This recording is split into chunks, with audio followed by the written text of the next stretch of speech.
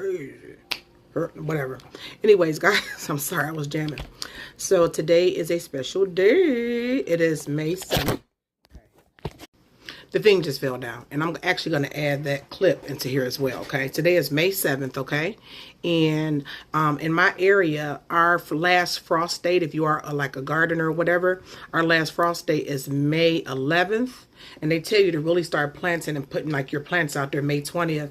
Now in the Midwest, that's too short of a growing time. So I like to be a little rebellious. And then plus, some of my perennials that, stuff that come back every year, you guys are smart, you know that, right? Some of the stuff that comes back every year has already been growing up.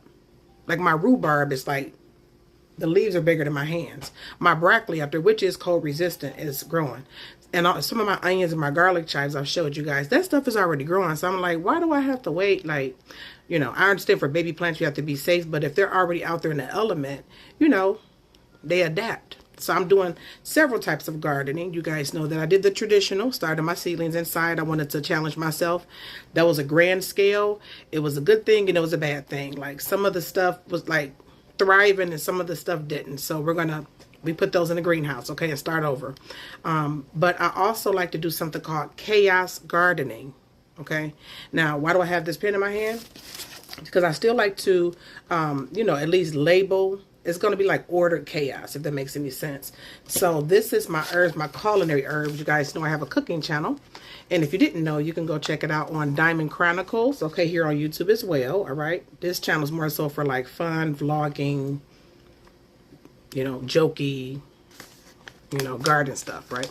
And I put poetry and all sorts of stuff like that. Anything, everything, all right? So this is my culinary herbs. I cook a lot. So this particular packet has basil, chives, cilantro, dill, savory, marjoram, borage, parsley, rosemary, thyme, oregano, and sage herb, okay?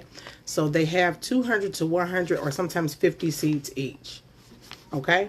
So if I was to pour all of these out there, it's going to be nature versus nurture. We'll kind of see what may the best plants win. And then I'll just buy another one. This whole thing was like 15 bucks for all of these seeds, right?